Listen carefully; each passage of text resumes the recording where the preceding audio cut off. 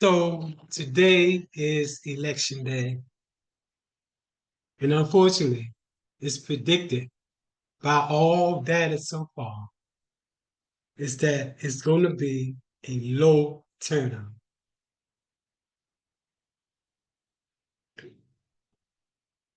Let's explore why is it and who is it that are most least likely to vote.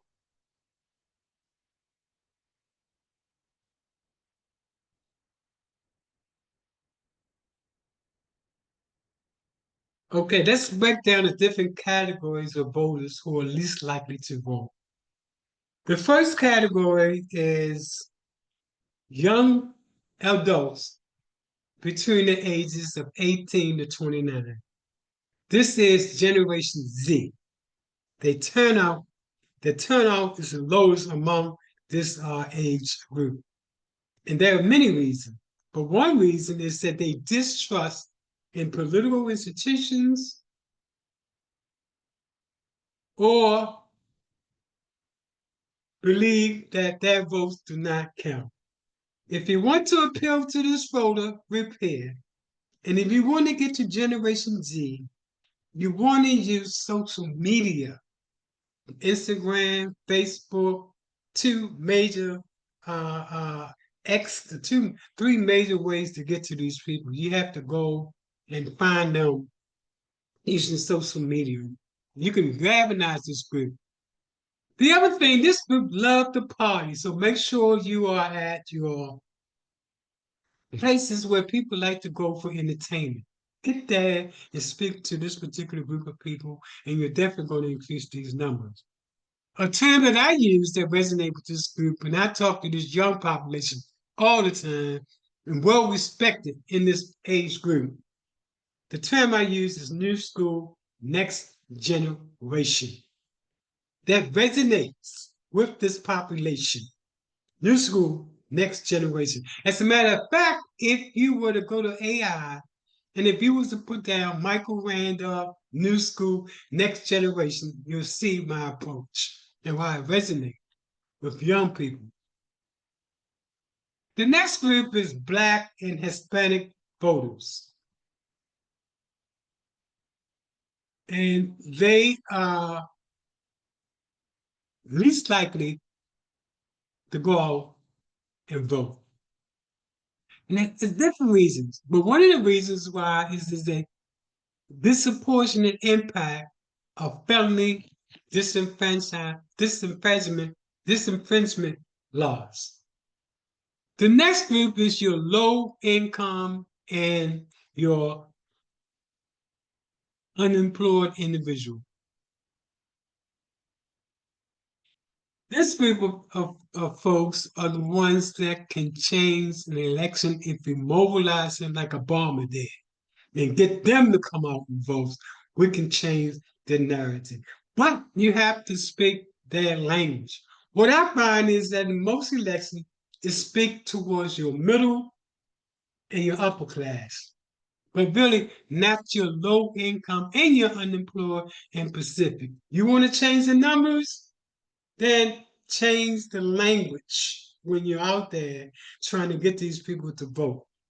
I know because most of the communities that I've grown up in is low income. And I talk to people all the time.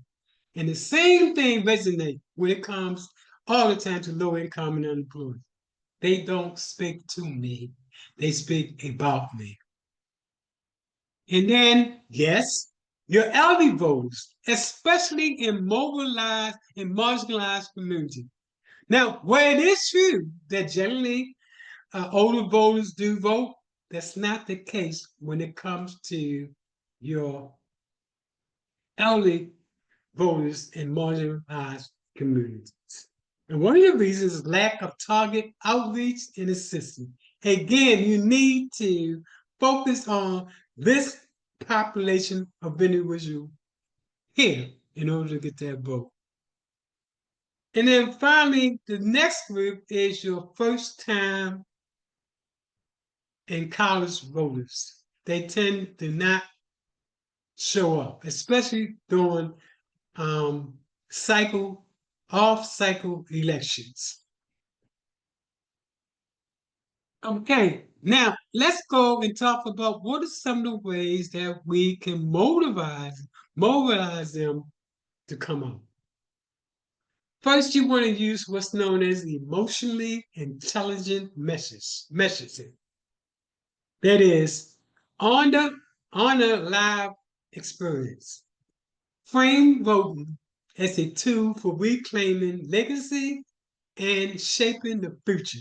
Use language that speak to pride, struggle, and possibility. Again, new school, next generation approach that resonate with these voters. The same new school, next generation appeal to Generation Z.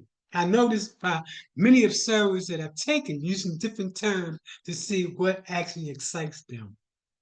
Next, platform specific tone. Like Instagram stories for youth should be urgent and empowering. Flyers for elders should feel respectful and rooted in history.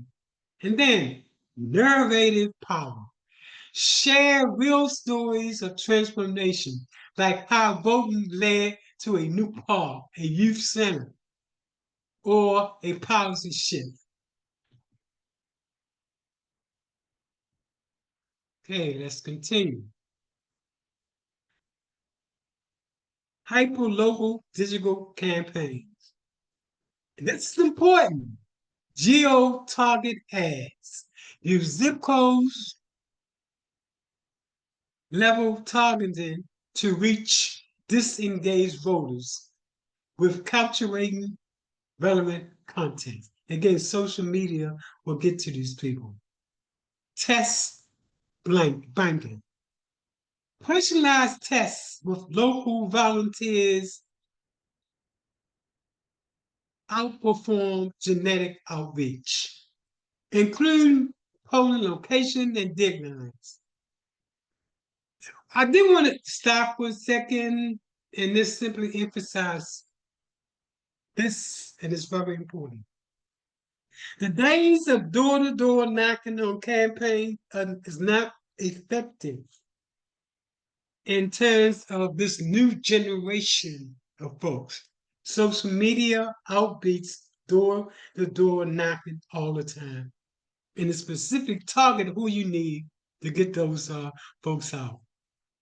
Influential partnership. Collaborate with local artists, barbers, and youth leaders to exemplify messages to trusted votes. Community rooted activation. Pop-up voter hubs. Set up registration booths for churches, food banks, and festivals. Offer daycare, snacks, and music. Youth fellowship. Train Generation Z organizers to lead peer-to-peer outreach on campuses and social media. Elders as ambassadors. Empower respected community figures to host Why Our Vote circles and share wisdom across generations. Remove practical barriers. Free ride to the poll. Mobile registration units and multilingual materials. Data-driven strategy. Micro-targeting. Use voter file data to identify who's registered. Use voters file data to identify who's registered but inactive and tailor outreach accordingly. Target engagement. Monitor which messages convert best and then double down.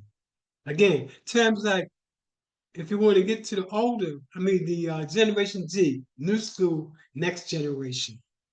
Feedback loop. Let residents share the campaign. Ask what each issues matter most and reflect in the messaging. Did I say today is the election, folks? If you listen to this message, make sure you go out and vote. Choose whomever you want to choose, but the numbers count. Okay, now I did another breakdown and I asked AI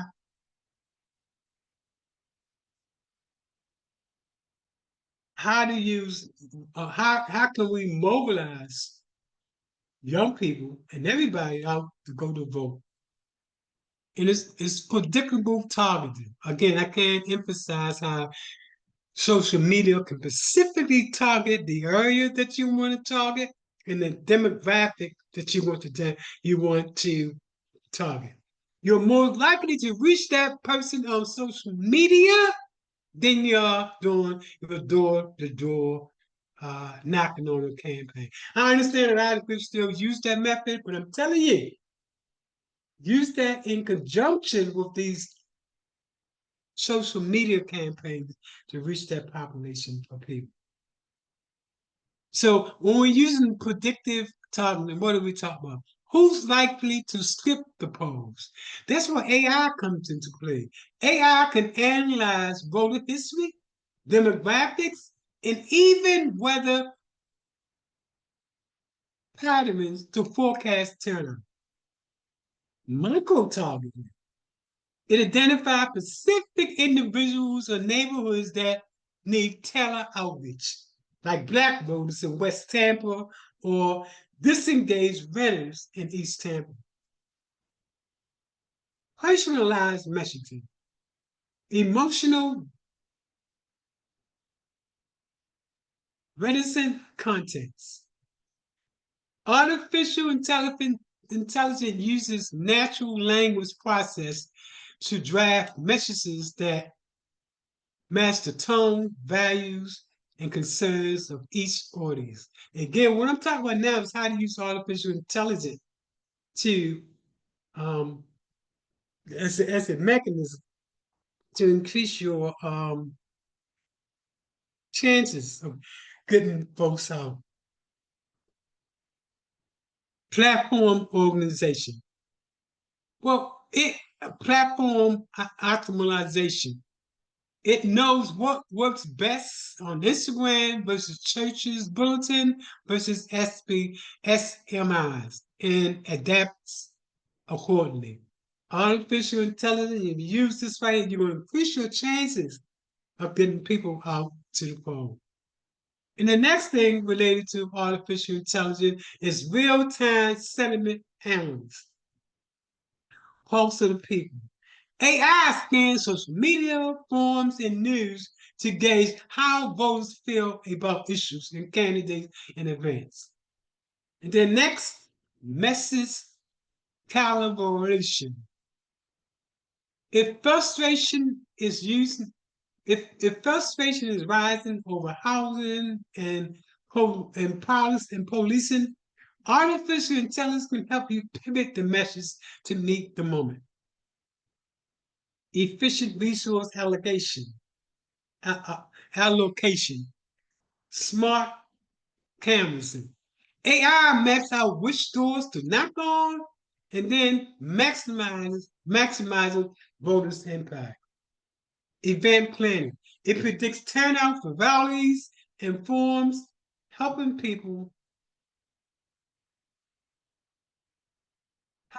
you scale logistics and outreach. Voter education and engagement. Chatbots like ChatGPT, like Copilot, like Gemini, and like Claude for registration. Use this for registration. AI-powered bots guide users through registration, polling location, and deadline, especially helpful for first-time voters. Bilingual support. It translates materials into Spanish, Haitian, Creole accordingly. Feedback loops. What's working?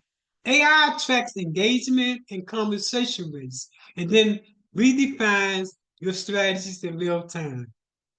Community-driven and community-driven insight. It can even analyze open-ended surveys, responds to surface new ideas from residents. So AI is a tool that you can use to increase your chances of getting folks out.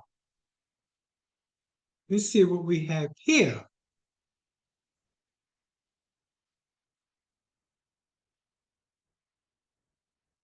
Um,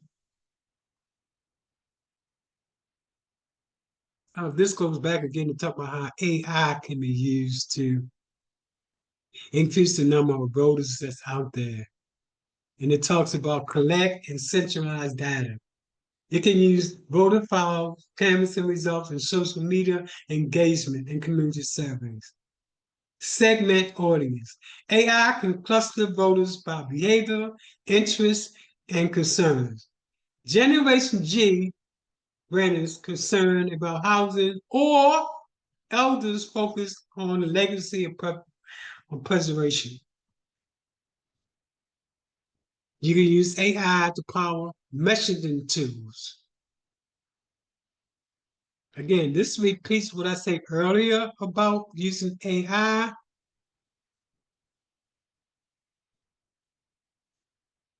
Some more information.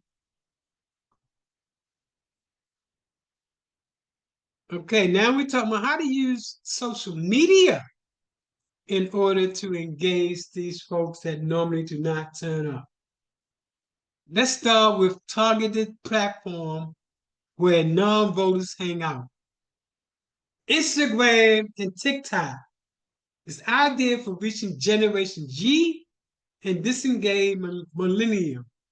Use short, punchy videos, memes, and reels that feel native and not preachy. Let me emphasize this. Merely putting up a post online for Facebook and about a political campaign do not work. You actually, Facebook or Instagram, you have to pay for that advertisement to get to the target population that you want. Now let's go to Facebook. Still powerful for reaching elders and working class voters. Use legacy-centered storytelling and community testimony. You too, get a deeper dive, get great for deeper dives, mini documents, interviews, and behind the scene for local change makers. Again, social media can be used as a tool, and it's not being used in order to attract those who don't vote. Okay, lead with emotions and not instructions. Reframing voting. Instead of go vote, say your story deserves to be heard, or this is how we protect what our grandparents built. Use real voices. Feature local residents sharing why they don't vote and what changed. Vulnerability build trust. Virtual storytelling. Post side-by-side images of neglected neighborhoods versus revitalized ones with a caption. This is what voting can unpack. I hope you're taking my advice and you're using this for the 2026 upcoming election in the 2028. We know that Republicans tend to come out more than Democrats. If you want to turn it around, use these strategies, and you will get the Democrats out. In fact, if you want to flip Florida blue, artificial intelligence can help you do that. Okay, let's continue on. Make it easy and make it shareable. Clickable action. Add register now or find your poll buttons directly in the post and bios. Countdown and reminders. Use stories and reels to build urgency. 3 days left to vote, or early voting starts today. Hashtag campaign. Create something like Tampa voters votes for us, or my vote, my legacy, to speak to community pride. Next, partner with local influencers, barbershop DJs, youth leaders. Cross promotion. Have them post voting contests alongside their lifestyles and entertainment posts. Live A's and Q's.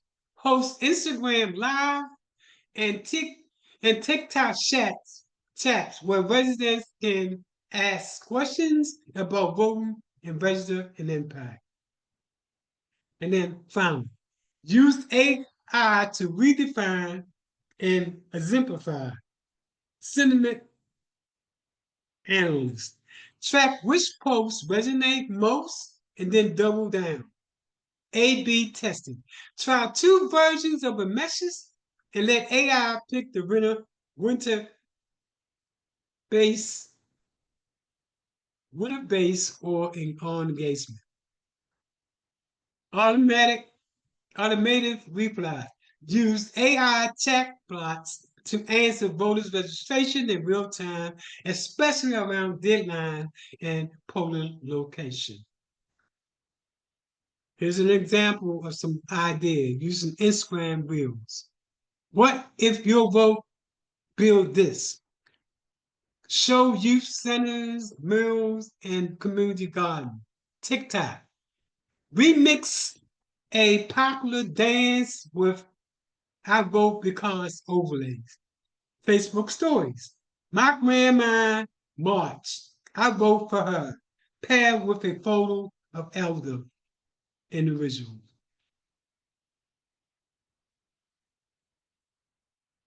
Please go out and vote today.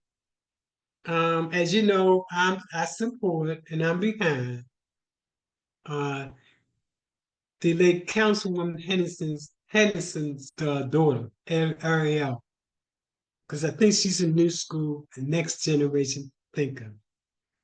The definition of insanity is doing the same thing over and over again and expecting a different result. So, folks, I just wanted to jump on here, and encourage